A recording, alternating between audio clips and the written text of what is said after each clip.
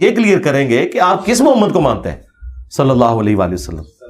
اچھا سر، اگر میں یہ کہتا ہوں دعا میں کہ اے اللہ میرے اعمال اس قابل نہیں کہ میں تیرے سامنے بطور وسیلہ پیش کر سکوں، میرے پاس ایک نسبت ہے کہ میں تیرے نبی کا امتی ہوں، اگر یہ نسبت پیش کر کے میں اللہ سے حاجت پیش کرتا ہوں تو پھر یہ کیسے مسئلہ استعانت کے احرام ہوا یا کیسے شرک ہوا؟ نہیں، استعانت اور شرک نہیں ہے یہ، اس کو تو ہم کوئی شرک نہیں کہتے. استعانت تو یہ نہیں، وسیلہ بالکل ڈیفرنٹ چیز ہے جی. پہلی بات یہ ذہن میں رکھیں، اردو زبان ہم سب کو آتی ہے جی.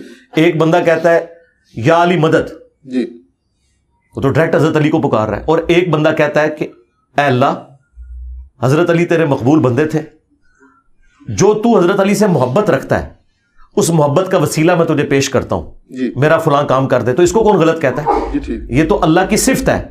آپ یہ بھی کہیں کہ اے اللہ جو تجھے تیرے نبی سے، ان کے اہل البیت سے، ان کے صحابہ سے محبت ہے، یہ اللہ کی صفت ہے محبت کرنا، اس تیری صفت کا وسیلہ میں تجھے پیش کرتا ہوں تو آپ کریں.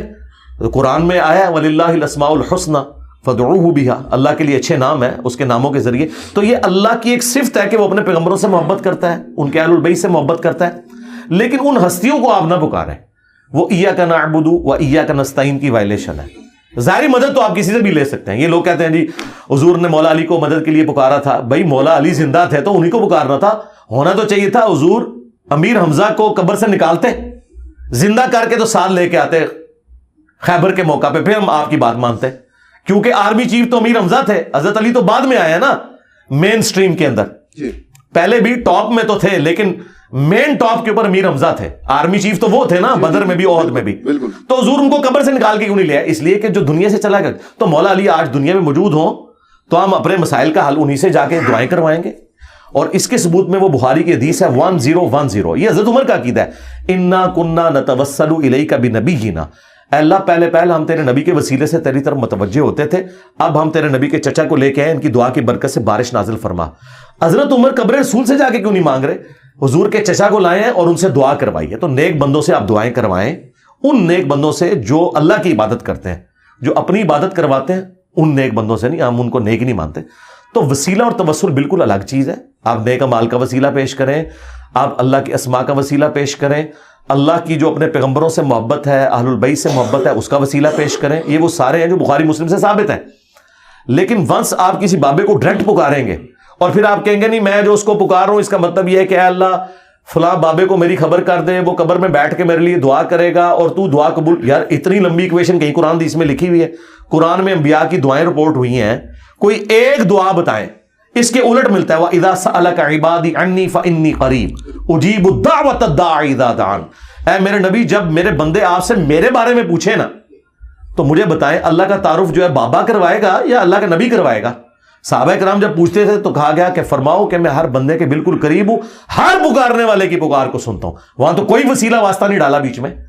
وسیلہ واسطے اس طرح کے جو میں نے جس طریقے سے بتایا یہ جواز کی حد تک ہے، باقی اللہ اور بندے کا کوئی پروٹوکول نہیں ہے. ڈائریکٹ آپ اللہ سے مانگیں ادعونی استجب لکم.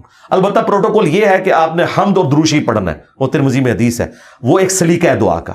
نماز میں بھی ہم تشہد میں پہلے سلام عرض کرتے ہیں، پھر درود شریف، پھر دعائیں مانگتے ہیں. یہ ایک سلیقہ ہے دعا کرنے کا، لیکن مانگنا آپ نے اللہ سے. ایون نہج البلاغہ میں مولا علی علیہ السلام کا خطبہ، میں حیران ہوں کہ شیعہ نے اتنا بڑا خطبہ اوور لک کیا ہوا ہے جس میں حضرت علی اپنے بیٹے کو کہتے ہیں کہ تم اس کی اولاد ہو جس نے ان قریب مر کے مٹی ہو جانا ہے، دنیا سے چلے جانا ہے، جس کو فنا ہے، تو تم مجھ سے امید نہ وابستہ کرو، اس اللہ سے کرو جسے کبھی فنا نہیں ہے. اور بیٹا حسن یاد رکھنا اللہ کی بارگاہ وہ دربار ہے جس نے اپنا کوئی دربان بھی نہیں رکھا ہوا، تم ڈائریکٹ اس سے مانگو. مولا علی تو حسن کو نہیں کہہ رہے کہ منو وچ پا، تو منو دسو جنہوں نے اہل البیت نو وچ پایا ہوا ہے، نبیوں نو وچ پایا ہوا ہے، یہ مولا علی دے شیعہ نے یا بنو امیہ دے شیعہ نے؟ مولا علی تو حسن کو کہہ رہے کہ منو نہ وچ پائی میں تو مر جانا ہی.